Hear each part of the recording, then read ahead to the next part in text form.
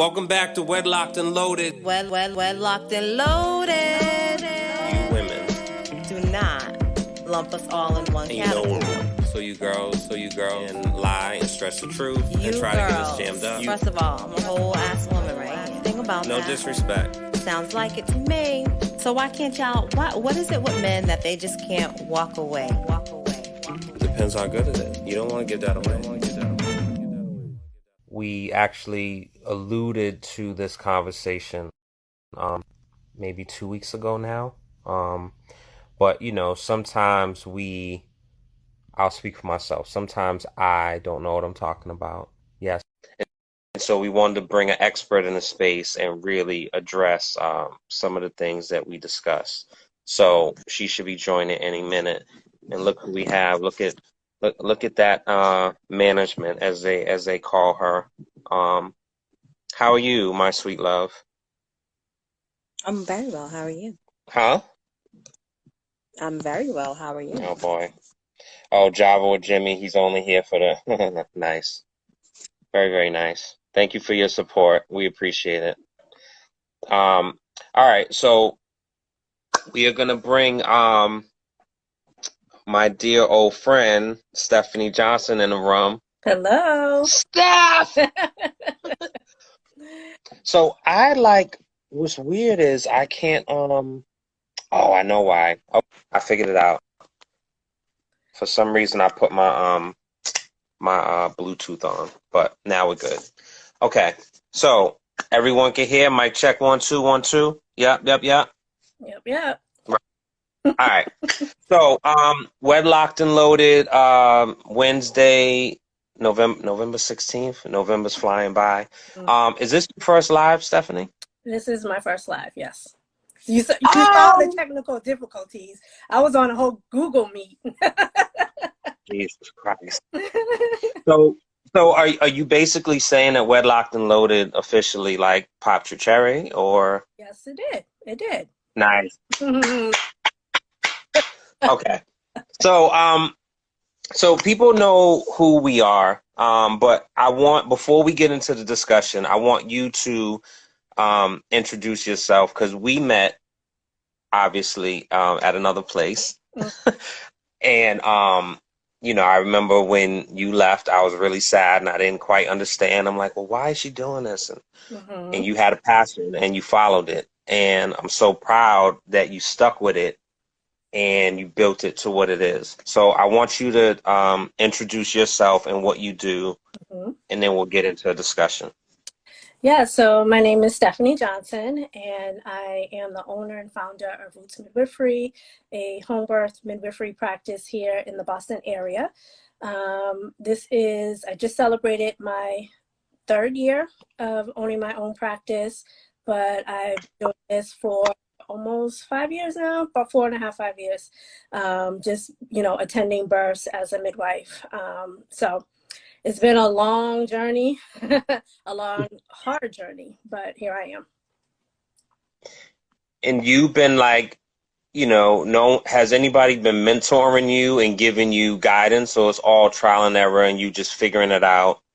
Pretty much. When I initially started, the women that I precepted with gave me, you know, some of the foundation to get this business piece kind of started. And of course, you know, just Googling and connecting with different business owners, I was able to find some pieces of how to start a business, basically. But the kind of meat of all of this, all on my own. I have many mentors, midwife mentors that I've come across over the years, and elder midwives who have really kind of loved on me and held me in my most difficult times and busiest times and times where I needed, you know, support, and, you know, friends and family, etc. So, you know, I have a great community, and I really kind of owe my community for me being here, because when I was going through the schooling and the apprenticeship and all of that, people were cheering me on the sidelines. So, you know, part of the success is from you guys too. So.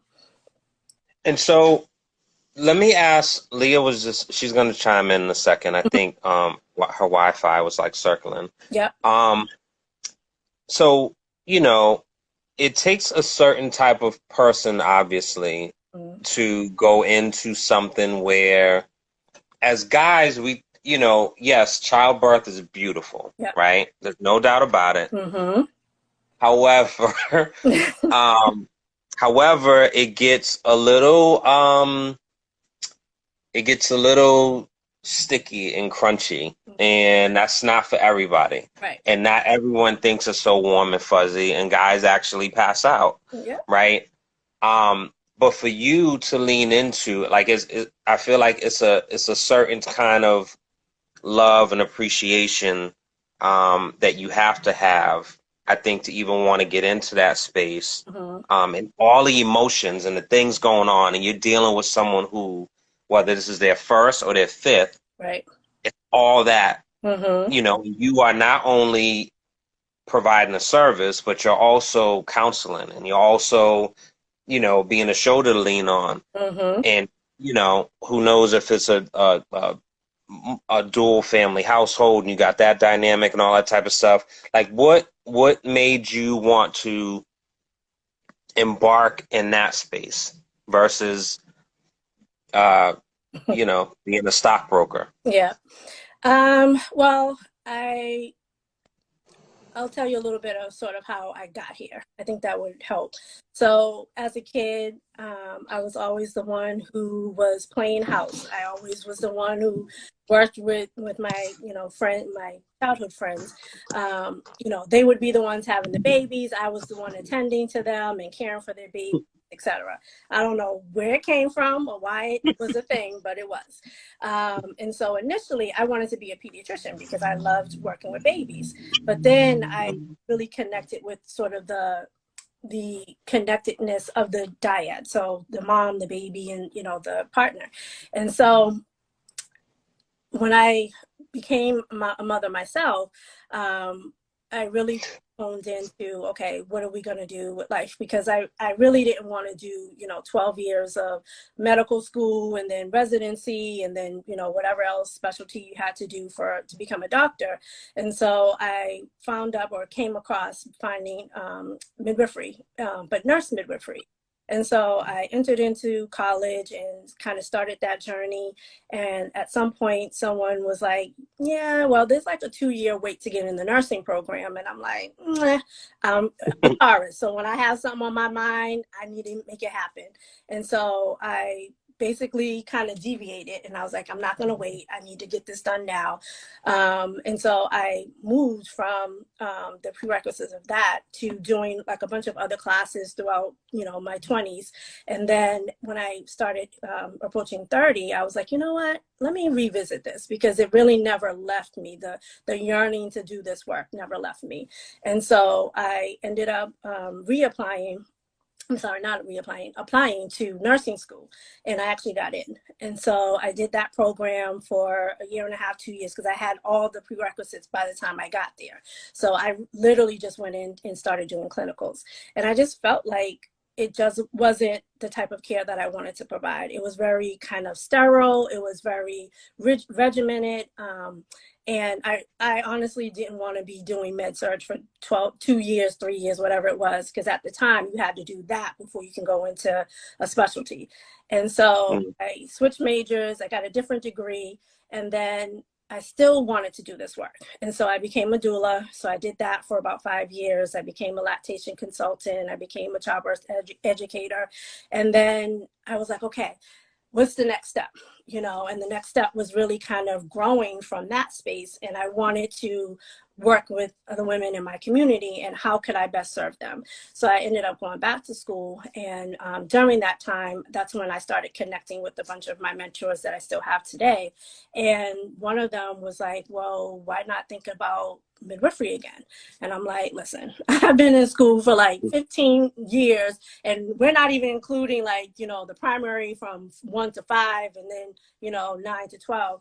I'm just over it. And she was like, but this is really what midwifery is about. It's women who have experience, who have already had children, who had community connections, etc. And I think you would be a really good fit. And so I was like, okay, I'll look into it. And I did. And literally every door opened from me from that point, from looking into the different schools. I found the school that, fit best for me. I got a full scholarship. I, got into apprenticeship really easily. I was able to come back home, so I didn't have to really worry about finances.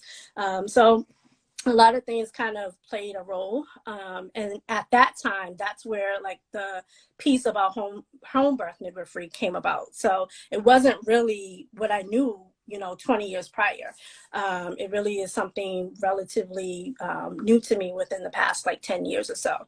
And so to connect it all, when I did my first semester in midwifery school, we had a class on history about grand midwives and the history of grand midwives. And there was, in the very first chapter, a story about a midwife in North Carolina, in this like small little town in North Carolina, which was where my father was from. So it's like literally a blip. You drive through it really quickly when you go through North Carolina. And so I just happened to ask my dad, I'm like, yeah, maybe this midwife was your midwife, if she was the person who delivered you. And he was like, no, but your grandmother was. And I'm like, pause, what? Because first of all, my father's mother passed away before I was born, so I never met her. And to hear after all these years that she actually was doing the work that I was about to get into, and I had no recollection of that's what she ever was doing, is like the light bulb just went off in that moment. And so it really kind of connected the dots for me and helped me understand like this was not only embedded in me, but also my calling. And so here we are. And when you left the place, was you going to nursing school? That's what you left for? Oh, so I think I was doing nursing school while I was there. I think I was doing starting the program when I was there. And then I started after that. Yeah, because I think right when I left, I was just finishing up because I think I graduated. I don't think I was there when I graduated. Yeah. So, and Leah, you can chime in whenever. I just, it's just very interesting to me because I remember it's just funny. And it just seems like, being gone so long, and I know it must feel the same way for you, being gone so long and you go back and it was such a big place. But when you go back, you're like, this is like so small. Like I was here for so long. You know what I'm saying? Yeah. But I'm sure that there's a lot that you took from there. Yep. And systems and customer service and all that type of stuff, and you can apply that and change it and remix it. Yep. But so just on the ignorant level, I'm speaking from pure ignorance. So when you're talking, I'm like, is she saying? Obviously, you're saying this on purpose because you're the expert. I say midwifery. That's wrong? No, some people say midwifery, same thing. I know what you mean. Okay. Leah, how would you say it? Do you say what do you say? I've never had to use that term in my life. So I know, I guess with, I guess the present tense would be midwife. Like I've said that, but I've never said it. Like Pat, yeah. Yeah. So I wanted to ask, because there's one thing, and I did some reading earlier in the CDC. It says that, and I don't know if this is like current, but like 43 per 100,000 live births. The Black maternal mortality rate, the number for Black women is 43 per 100,000. Does that sound? For what? So I guess like the babies who are born and the mother has an adverse died, or at risk. Yeah. You know, that makes sense. Yeah, it used to be 1 in 3. I think it's like 1 in 3, between 1 in 3 and 1 in 4. So every 1 in 3 mothers, Black mothers, are affected by complications during pregnancy, birth, or postpartum. Yes. And, you know, so from someone who, and Leah spoke on this, and this is what prompted, you know, like you have to have you on, right? So Leah spoke on her story, and maybe just for context, Leah, can you share, I guess, like the Cliff Notes version of, do you remember the story you shared? Oh, yes. When I was pregnant with my first child, you know, I took the spinal bifida Down syndrome. I took that test. And it came back that my child was going to have Down syndrome. From there, you know, they was like, oh, we can do an amniocentesis and this, that, and the next. Now, the thing is that by the time you got the results from that spinal bifida test, you were well into your second trimester, right? And so, like, really, what are you going to do? Right. You know? Anyway, you know, I refused the amniocentesis because it was very risky. And so it was just like, you know, you could be wrong. Now I'm at a higher risk of losing my child because of whatever. Fast forward, baby, you know, did genetic testing, which stressed me out a whole lot because it wasn't as simple as come one visit. It was multiple visits for multiple hours, multiple days, you know? Fast forward of that, baby's born, nice and healthy, right? Pregnant with child 2. I don't even go back to that hospital. I'm like, yeah, I'm all set, you know? I'm all set. We're not doing this. You're not going to stress me out. Went to another location, and it was time for that test again. But I had a Black nurse this time, and she was like, I had a white doctor, but a Black nurse. And she was just like, yeah, so it's really up to you. You don't have to take this test, right? Because it's not accurate in African American women. And I was like, you ain't gonna stress me out. I'm all set. Like, if it's really not necessary, I'm not doing it. So we didn't do it, you know, and I didn't do it for my third child. And if I was, well, I'm not having a fourth one, but had I had a fourth one, I wouldn't have done it for the fourth one. So can you, like, how does that, like, is that something that is, you know, was she pretty accurate in certain things not having accurate results in Black women or Black people? Yeah, period? so things are, and I was saying, I remember when you were pregnant with Legacy and Daniel. And so that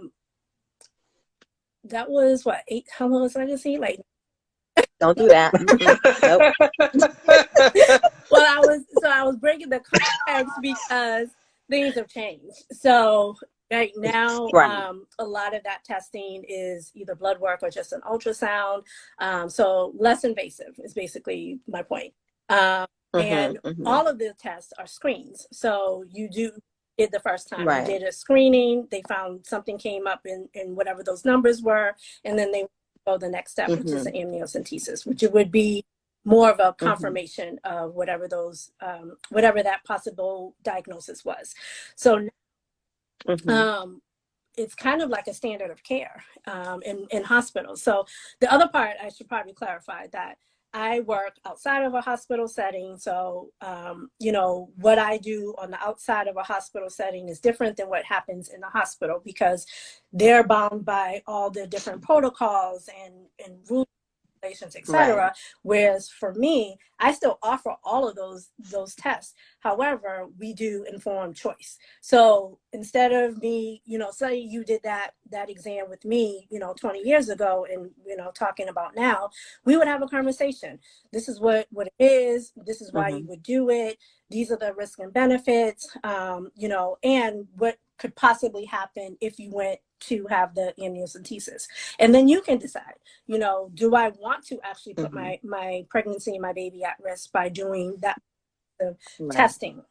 Most people say no. And so, then the part with the Black nurse is exactly kind of what I do. So we look at risk factors, right? So a lot of those risk factors are determined by genetics. So do you have immediate family that have those particular, they're usually trisomies, so particular trisomies, or any other genetic abnormalities that need to be looked at for your current pregnancy. If you don't fit in that category, let's go to the next one. What is your, race, your not only your ethnicity, your social risk factors, things like that. Basically, we come down a list of different tiers of where you fit in that category. And the majority of people will say, we don't fit. So why are we doing those tests? Again, I offer it, but we have a conversation. So it's not like, hey, you're in my care, I'm just sending you. And most times people don't even know what they're going in for. They're going for a doctor's appointment. At the end of the appointment, they're like, yeah, we scheduled you to be at so-and-so place on this time. Just show up. And you get there and you're, brought in and doing all this testing, have no clue what it is. They may give you like a brief synopsis of what it is, but that's it. They don't give you the full detail of what this would all mean. And so, and they also, I mean, like I was saying, like they don't, for me, I like to know that I have an option, but like the first go round, it seemed like, oh, this is all the standard things that are absolutely mandatory. Like you have no option here. That's pretty much how it is. It's like you have no, I mean, you do, but you don't, right? So right. Well, they don't let you know that you do, right? Like it's like you just walk in and you basically are submitting to any and everything. Whatever unless they say. You know differently, that you can say, well, pause. I need to know more about that test. I need you to tell me all the details. I need you to tell me the risk and benefits. And then also the question I asked a lot of people is, what are you going to do with that information, right? So if you find out that your baby has one of these genetic disorders, would you terminate the pregnancy? Most people say no. So then why are we going through that, invasive procedure if you probably won't? So. Well, yeah. So that's why I refused the amniocentesis, because like I said, by the time we got the results back from that first initial screening, it was just like, I'm 5-6 months. Like, and in order to terminate the pregnancy at that point, now I'm giving birth. Yep. No, thank you. And just to think of how many people who have actually terminated, and then whatever test they did afterwards, and find out like, oh, oops, sorry. Yeah, I mean, most of these tests they're good indicators, but not 100%. They're not 100%. And so, but for a lot of people, they're not telling them that. So you go in, you just think, if they tell me I have it, I absolutely have it, right? Same ultrasounds. If I go in and they tell me I absolutely have it, I must absolutely have it.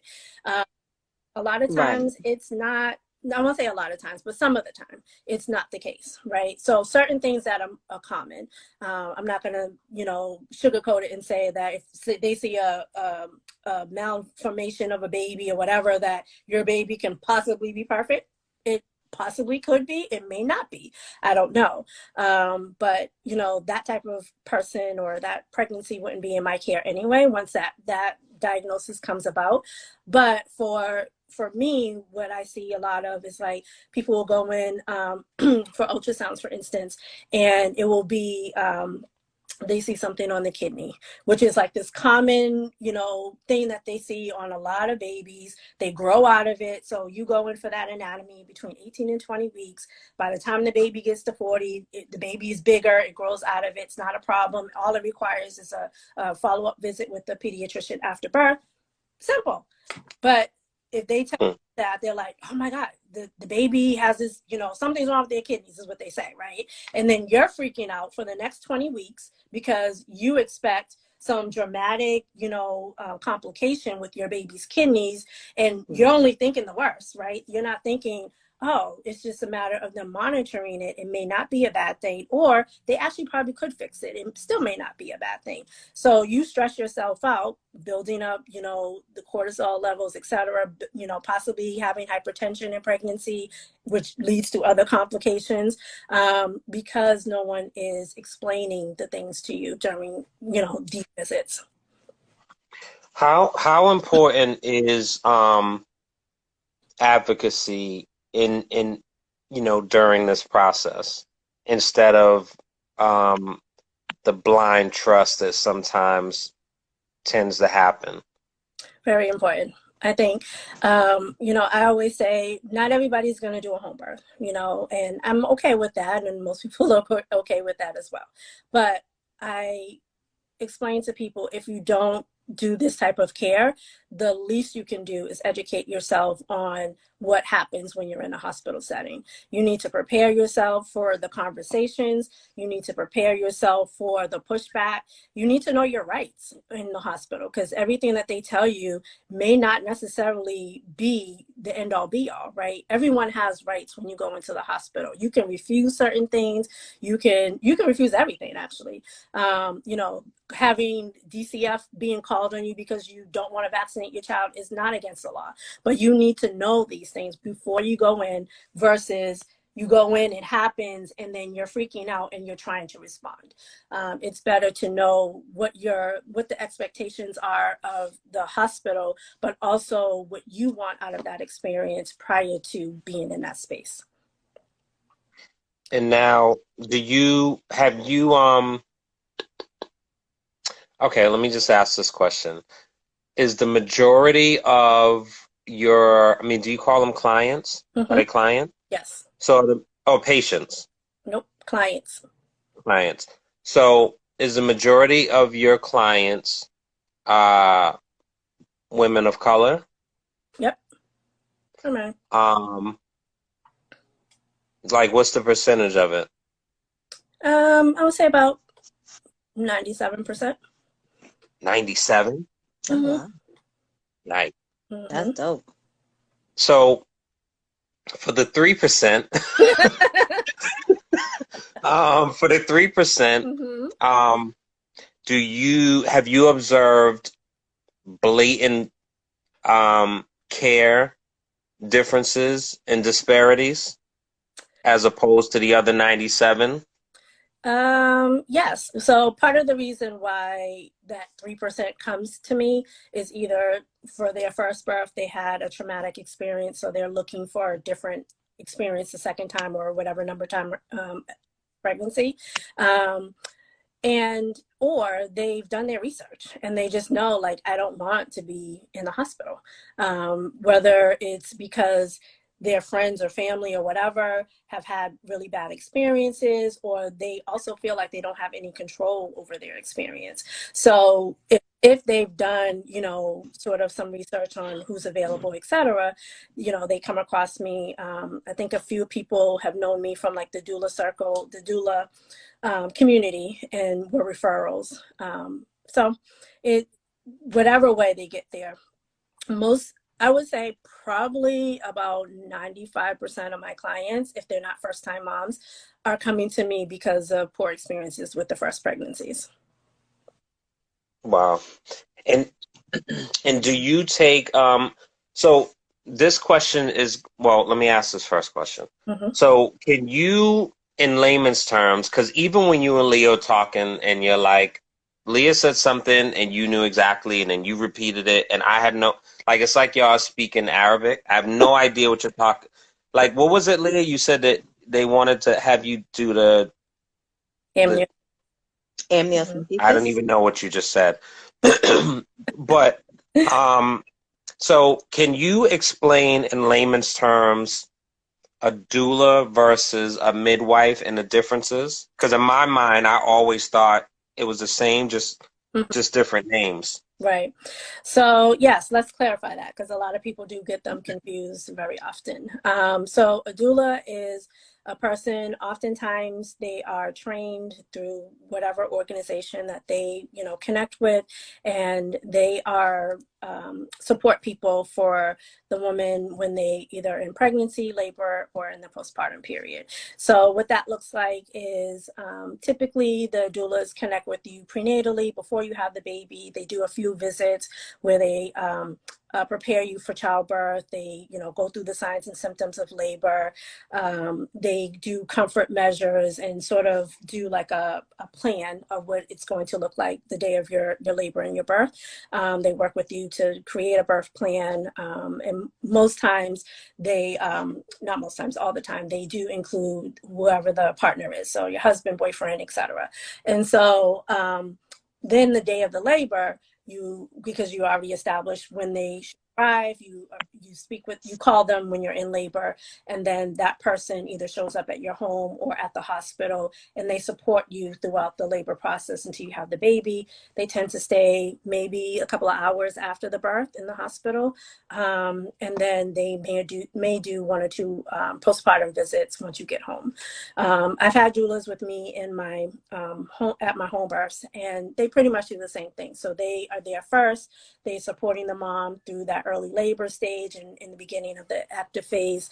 Then I show up, and then, I basically take over as far as the medical portion of it. And then I fall back. So the difference between that and what I do is I'm the medical provider. So I'm the person who you're seeing for prenatal care, for all the diagnostic tests, the labs, the ultrasounds, all of that. Same thing that you would see an OB for, you would see me for, with the exception of if you had any complications or needed surgery or any medications, things like that, that would be for an OB. Me, I'm only doing low risk pregnancies, and that's what we're anticipating for the birth, is a low risk birth as well. And so what if it is high risk, and you refer to? Yep. So they would refer outside of our care. So at that point, they could do what I call supportive care, which is they get the midwifery prenatal piece of it. So they get to come see me and do all the prenatal appointments, that I would have done with my home birth client. So they get the education. So my appointments are, anywhere from 45 minutes to an hour long. So we have lots of time to ask questions, to give education, to talk about what's happening in your world. You're stressed about this or that. I get to know my clients, which is great. And so I'm not a stranger to them, and they're not a stranger to me. I know what their needs are and their desires are, not only during pregnancy, but also for labor and birth, and also in the postpartum. So yeah. So do you, your pay, is it private? Is it insurance? Is it both? So unfortunately, home birth is not covered by insurance here in Massachusetts, so it is an Of course it's not. Mm-hmm. However, the ultrasounds and labs and things like that usually are covered by insurance. So I know, and it wasn't a home birth, but with my second child, I was looking at water births. And none of the Boston hospitals provided that. I think at the time, Cambridge was the only one. Yes. That didn't. But then there was like a whole lot of hoopla with that. So like I felt like I looked into it, and it could have been my insurance at the time. I don't know, but it was just like, I felt like, dang, I felt like I didn't have any options. Yeah. Is that still the same? So one, Cambridge Birth Center is closed. So it's no longer a thing. Yeah. closed it during COVID, and they don't have any plans of opening back up. And there Wow. are several hospitals that do have tubs in their birthing rooms, but you cannot give birth in them. So that looks like, Right. I'll speak on a hospital that I worked at. I won't say the name, but I worked at it. It's probably the most popular one in the Boston area. And so they had two. That's the same one that told me my baby's gonna have Down syndrome, I Probably. bet you. But go Because ahead. that's a hospital. There's actually like whole doula boards to tell you don't go to. So they had two rooms that had labor tubs in there, and yet it was almost like it was this deserted room on the side of the hospital. They were barely used because they had to have, in order for you to be able to use it, the particular nurse who was trained to be in there had to be on. The nurse had to be trained. It couldn't be a busy shift, which we know that happens all the time. You had to tell your provider beforehand. So it was like all these like caveats. So basically you go in all excited, like, oh great, you have this birth pool. And then they start telling you all the things and ways that you basically are not going to get in that room. Since then, I've heard that a few people have used it, but you still can't get birth in it. So you labor in it. But as soon as the baby is imminent, they literally like make you get out and immediately becomes Pull you out. So yeah. There is benefits. I stayed in the shower with, I didn't have the tub, but I definitely stayed in the shower. I tried to anyway with all of my births because it's something about that water, that hot water that is a soother, Yep. So that's, part of, I would say a good 80 to 90% of my clients do birth in the pool. So, and part of it is the laboring in the birth pool during the active labor phase because it feels good. We call it hydrotherapy. And doesn't necessarily take the pain away, but it relaxes you enough that you can manage it. And so it's good alternative to other pain meds and epidurals and things like that. So with that being said, right, sorry, there was some technical difficulties and I had to jump off earlier. However, hopefully you did not answer this already. You mentioned epidurals. So are you all natural birth? Are you trained to give those? Do you give those, or are all your births that you do, are they all natural? Yes, so all natural, no pain meds, no medications, with the exception of meds for hemorrhaging after the birth. So meds to basically control the bleeding, but no epidural, no nitrous oxide, no narcotics, any of that stuff. So that's why, our appointments are so long, because we're talking through, let's get through all the fears. Let's get through all the questions. Let's get through all the things that are holding you up so that you can't really surrender during your labor process. So by the time they get there, they're well prepared for what to expect and also how to manage it throughout.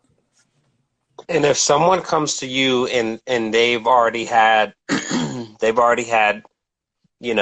3, 4, 5, 6, 7, 8, 9, right? And they know for certain that they want an epidural and they don't want to feel the pain. Do you immediately tap out and say this isn't a place for you? Yes. Yep. Okay. So we saw that. Most home birth midwives saw that during COVID. So COVID is really where all of us exploded as far as, numbers and clients, etc. And what we were seeing, of course, hospitals weren't allowing partners. So that was the start of it. But then people just didn't want to be in the hospital during the COVID pandemic. And so the clients that we were getting were people who, we give this whole same spiel over and over with every consult. This is what we do. This is what we don't do. This is who's the best fit for this type of care. And, inevitably there'll be somebody who they don't necessarily ask for epidural, but they can't manage, having an epidural. for whatever reason. And so we saw a lot of that, and just people who really didn't take really good care of themselves and things like that during the prenatal process. So thankfully, those people have get back out, and we're getting more of the people that we tend to see in this space. So one quick question that just came to mind. So you said the appointments, what, 45 minutes to an hour sometimes? Yep. So do you tend to run on time, or are you very similar to? Nope, I run on time. Okay. All right. Because I thought about that. I'm like, I can't imagine if those appointments that, so anyway. Yeah. On time if I have to travel. So I do all office visits for prenatal, and then I do postpartum visits at home. So sometimes, and before I got in office, I was doing all home visits. So at that point, give or take maybe 10, 15 minutes, I might be late just because of the travel and getting in traffic, or maybe an appointment before that ended later than I wanted to. So it, made me late for the next appointment. But now that I have an office, that kind of quells all of that. And so 9 times out of 10, we are on time. You might walk into somebody else's appointment just because they ran over, but I actually do it that way so that when that person comes in, your hour's done. Yeah. Yeah. Okay. I had so back. Oh, you have another question? No, go on. Oh, okay. Just thinking about my own care. Again, 3 pregnancies. I delivered at 3 different hospitals. She's worldly. Because I don't remember what happened at this. Whatever. I feel like something didn't jive right at the second hospital either. You should. If you don't feel safe in one, you go to the next. So I agree. Mm-hmm. Yeah. But it wasn't until my 3rd pregnancy, I feel like I was in heavy labor, like literally about to give birth, that they realized that I had an RH factor, right? Wait, so they didn't know that beforehand?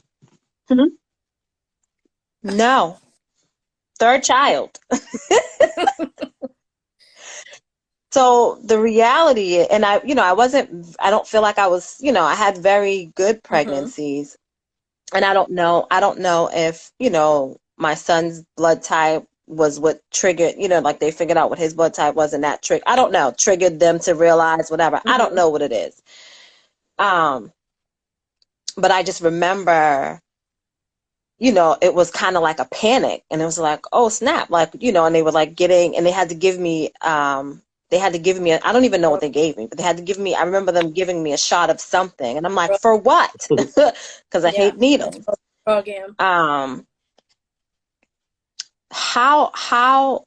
common is that?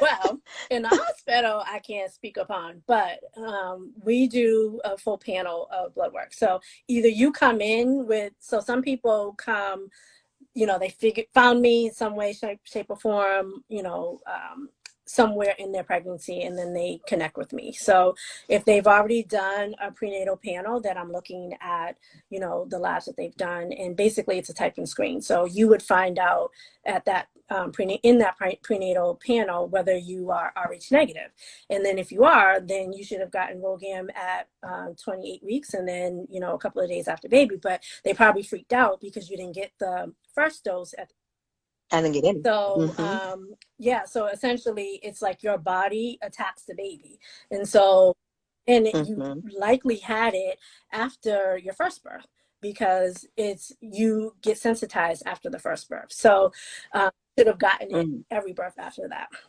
So what happened, I don't know, but yeah, so these are the things. And now I don't know if maybe they didn't it wasn't like a standard of care to do, to test your blood type, but now it is. Most every hospital does it as a prenatal.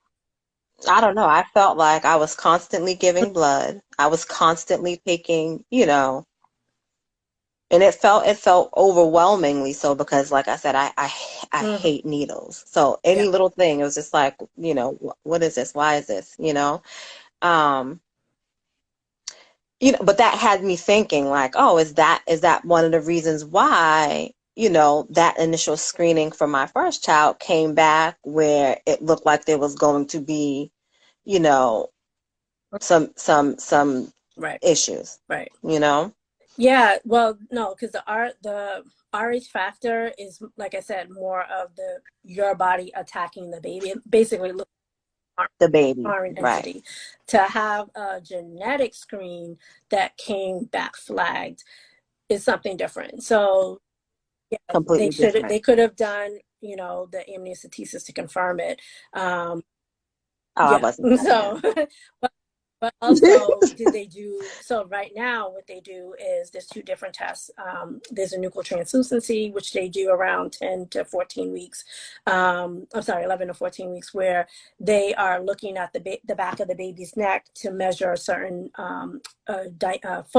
measure the fold of the baby's neck to determine the likelihood, and then they do blood work. And so, if that comes back, Mm. elevated or whatever the numbers are, then they do a follow-up, more what is it called, detailed testing to confirm it. And then the NIPT test is blood work. So you don't even need to do, a lot of the invasive stuff because it comes back just in the blood. And that's done between 10 and 14 weeks, 10 and 13 weeks, 10 or 14 weeks, something like that. So I have another Mhm. question again, Yeah. referring to me. With each of my pregnancies, I would get false Mm, negatives when I would yeah. take the test. Did that have anything to do with my blood That's what we type? call dangerous in the hood, by the way. Yeah. Um, yeah. Yeah. If you have a high risk, I would say I would have been looking at, is it the person who's drawing your blood? Is it an error? Like if they leave the blood work out too long, could have been, I don't know, a variety of different things. But for me, if Hmm. something comes back false positive or false negative, we're going to redo the test to confirm it. So yeah, especially. That was, I mean, it was early, early. Like I wouldn't get a Mhm. positive until I was heading into my second trimester. So like the first trimester, it would be Mhm. false negatives For what though? Do you remember what test? to confirm that I was pregnant. Oh, got you. Okay, I think you're talking about Hmm. genetic. Yeah.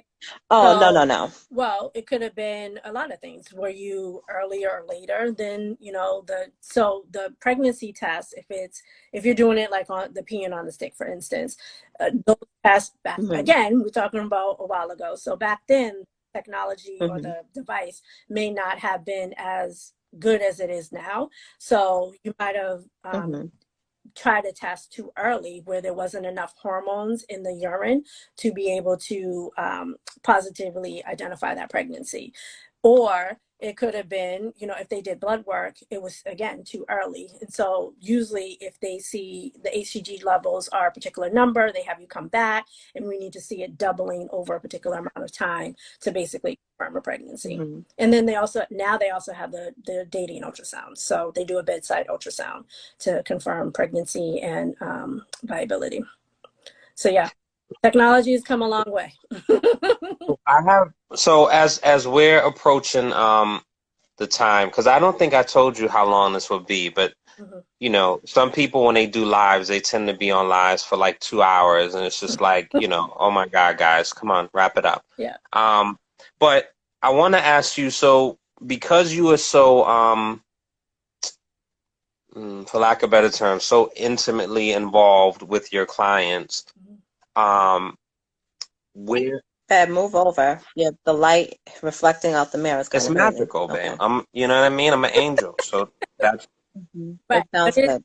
No, no, don't do that. That's really all right. distracting. All right. All right, guys. Nothing to see here. So, is it how okay. So, being so intimately involved with the clients, what is the boundary that you have as kind of like a cutoff and a transition versus like the person 6 months from now is like, hey, I have a question. 9 months from now, hey, can you help me?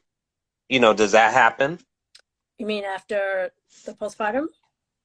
Mm-hmm. Mhm. Like, are they like a lifelong friend now? They are. They're family. I consider them family. These are all my babies, my nieces, my nephews.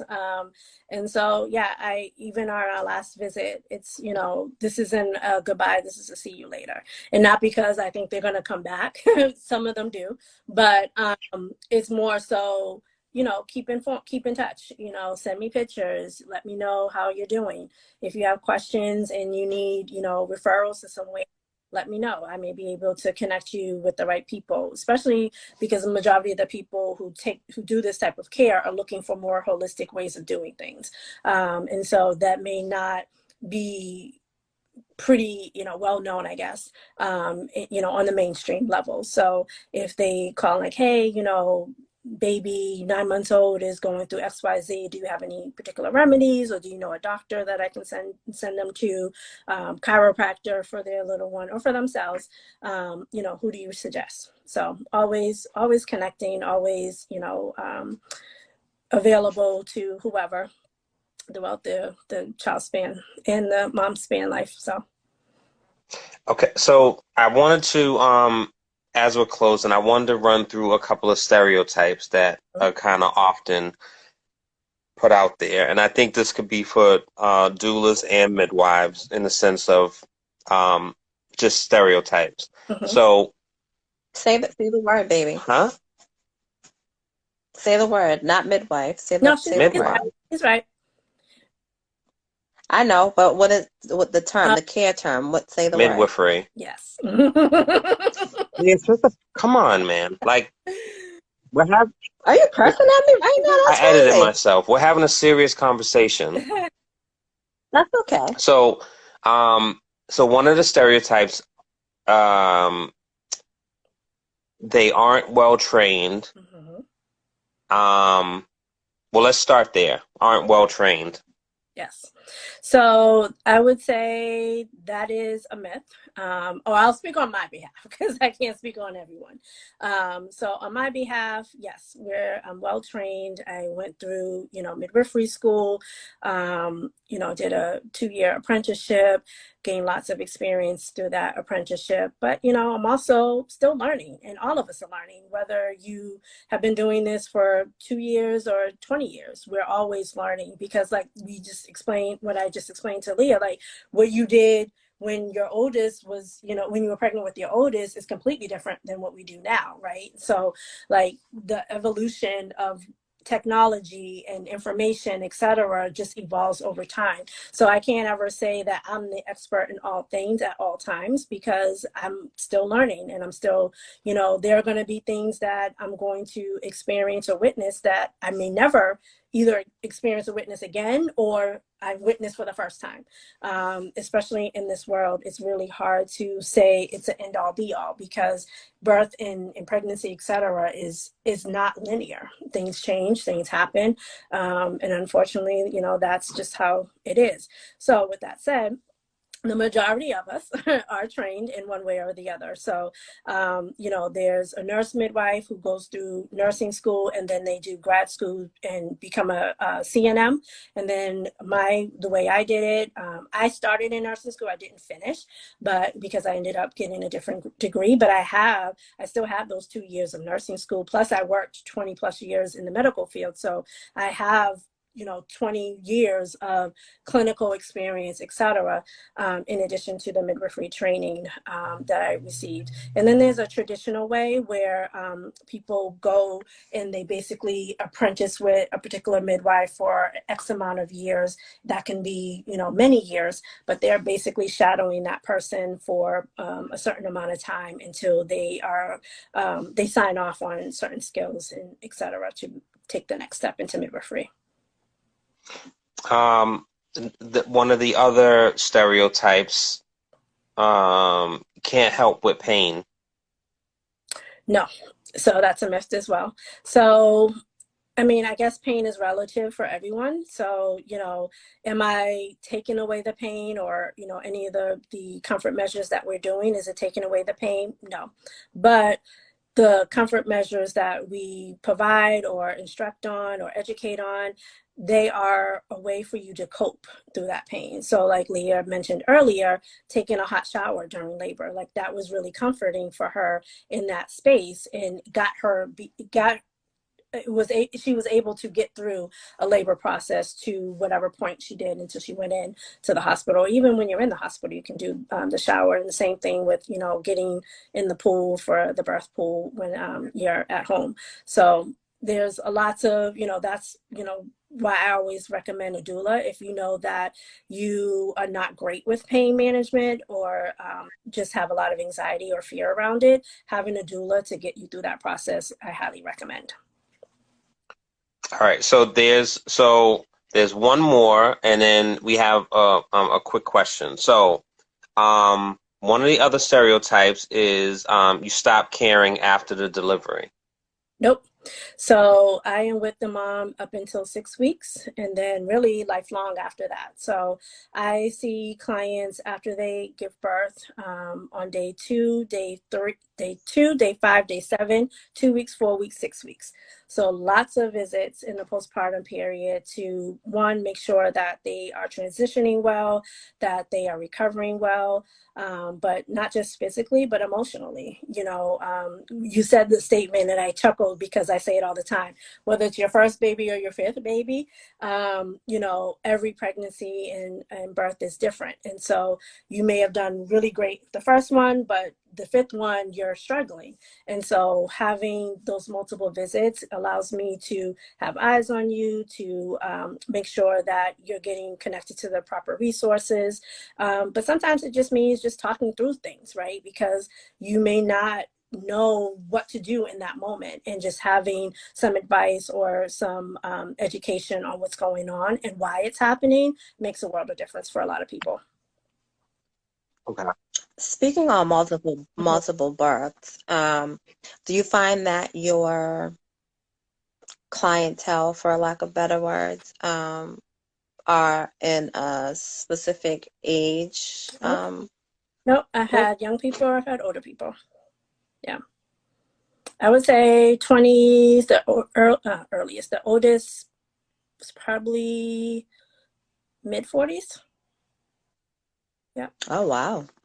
So, all right. So here's the question. So there's two questions, but I'm just gonna pick the best one. Mm-hmm. So, well, I don't want to say the best one. No offense. That's kind of crazy. Well, you said I know. it. I'm sorry. Rewind. So now you got to read them both, because that's crazy. Come on, Leah. We have to treat this like a. You have to read them both. That's crazy. Hurry up. Oh my God. All right. So first question is, I am deciding on a doula, but I watched the documentary and it was a nightmare situation. Is there a way for me to screen potential doulas that I would want to choose? Geez, what could a doula possibly do to have a nightmare? Well, other than, I always recommend interviewing people. So, I interview people all the time before I take them on as clients. And I imagine the majority of doulas do the same thing. So interview them, have a set of questions that are important to you. Make sure you ask them. And then, based on their answers, you make a decision if that feels like a good fit. I would definitely steer away from people who are not communicating well, who, kind of ghost you when you really need them. And, but also understand that sometimes, even myself, like I work by myself. So I'm one person doing 100 things all the time. And I may not get back to you that moment you text me, but at some point within, that 24-hour period, you will get a response. I always tell people my email is my snail mail. So please don't send important information in the email. Text me, because I have my phone on me all the time. But with that said, it's really, I guess, I don't know what the nightmare situation could be with the doula, because they're supposed to be in a supportive world. But really it's about relationship and who you connect with, right? So if you have an interview and you're getting red flags from the answers that from the answers you asked, then, you know, that probably isn't the person that you want to be with. And then you also have, just like hospitals, you have the option, if things are not going well, to not go with that person and find someone else.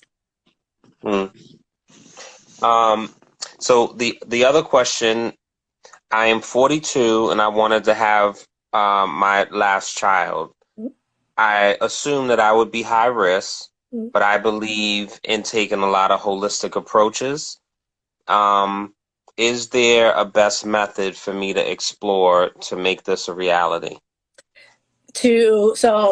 Are they thinking of getting pregnant or to be in have an out of hospital experience would be my question. If they're thinking about getting pregnant, yes, I don't do it, but there's many places that you can connect with to do like holistic type of remedies and care modules and things like that for getting pregnant. And then if you are pregnant and you're looking for your options about whether to go to the hospital or to have a home birth, I mean, the main thing for me would be, you know, do you have any outlying complications, medical complications that would affect whether or not you can have a home birth and have out of hospital care? So the main ones are like hypertension, diabetes that it's uncontrolled, mainly any cardiac issues, blood disorders, things like that. All of those things are high risk for me. So, but you could do supportive care. So you can do something where you and I are connecting. We're doing lots of education during the prenatal period, but we're preparing you for a hospital birth. And in that case, we would do like a birth plan and, you know, how to do all the comfort measures and having a support team with you and things like that. Okay. And I lied, the last question. So if you know, I'm completely done, but Leah wants to have like more kids, like what is the best way to resolve this tension in the house? Because I have zero interest. And I think she just loves being a mom from like, you know, the little stages. So do you have any advice to have me have some peace and sanity? You probably need a couples therapist.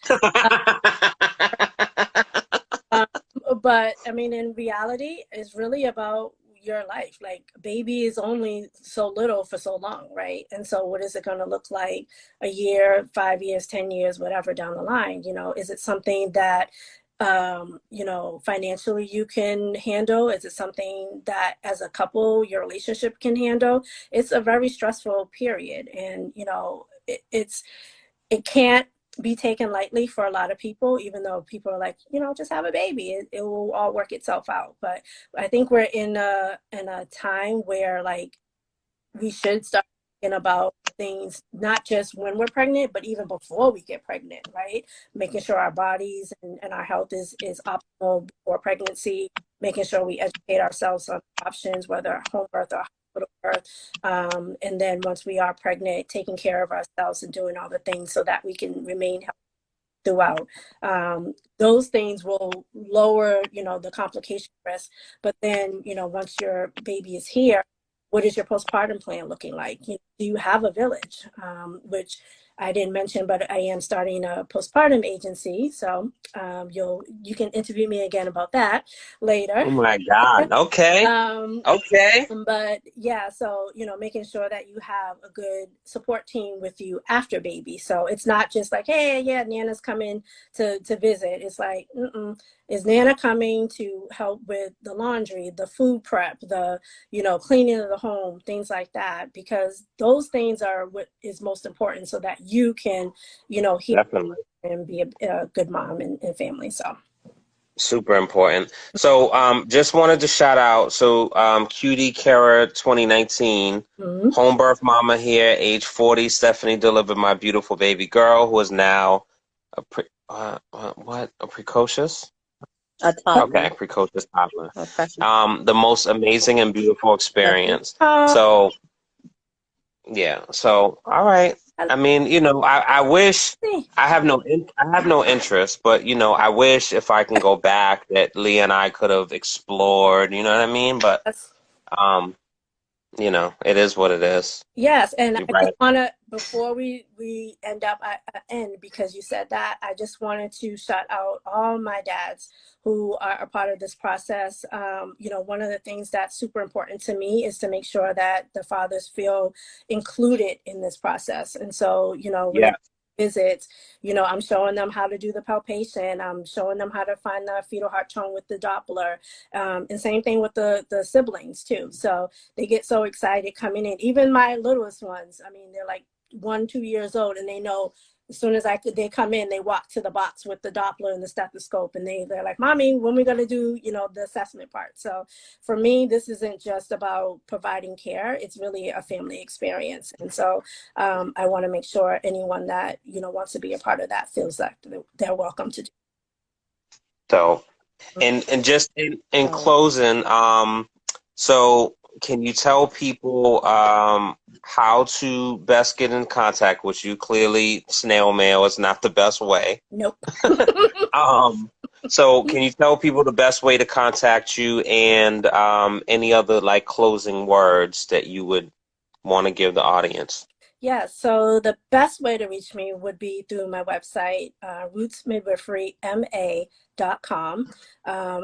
You can go on there and find out all the sort of what care would look like, and testimonials and things like that. But on my contact page, if you go through that, which I just have to say, I somehow broke the link today, so I apologize if anybody's going on there and they cannot schedule an appointment, but it's going to be fixed in the morning. So I was playing around and it was like my end of the year audit of like cleaning up systems and stuff. And somehow I deleted the Calendly account for my Roots Midwifery. Don't ask me how, I just did. But anyway, it's going to be fixed in the morning. So by tomorrow afternoon, if you do want to set up a consult with me, the best place to go is straight to my website on the contact page.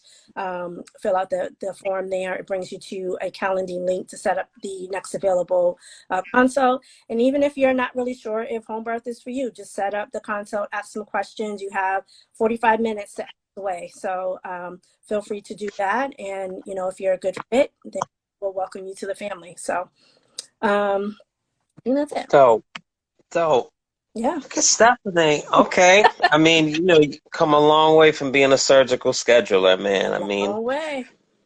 Jeez Louise, Papa Cheese.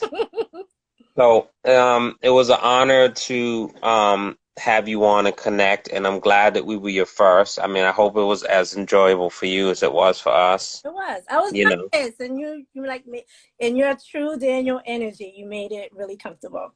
And then Leah, what a wholesome threesome. To the seriousness and the importance of this call. So I appreciate her too. She went check. Yeah, she's the manager. I mean, that's what everyone calls her. So, I mean, it is what it is. So anyway, thank you so much again. And I'm gonna have this on, and I'm gonna make some clips of it, and you know, make some ads. And so hopefully it gets the word out a little more, and just makes people aware. And I think the service that you are providing for our community in particular is valued. I appreciate it. And I think, you know, as you know, a black dollar, you know what I'm saying? You are literally circulating, because even when I'm looking at your team, you are literally circulating and creating your own ecosystem to change the amount of time a dollar circulates in our community. So I appreciate it. And I'm so proud of you, and I'm so happy for you. And it's just like damn, man. We are. Leah, I'm speaking because I knew her from, you know what I'm saying? I remember I used to open the door and see her, and I remember we was arguing about Kanye. None of that matters. We are. Yeah. Thank you. So anyway, love you, and it was a pleasure. And thank you so much again. And we'll connect again once you set up the postpartum engine of your business. Yes. Babe, I think we should just go for another one so Stephanie could come on. Be... Ready for you. Yeah, man. You got one. All right, guys. This has been nice. Good night. Oh, come on. Yeah. Thank you so much. Wedlocked and Loaded signing out. Thank you so much. Thank you for having me. Thank you. Wedlocked and Loaded. Wedlocked and loaded.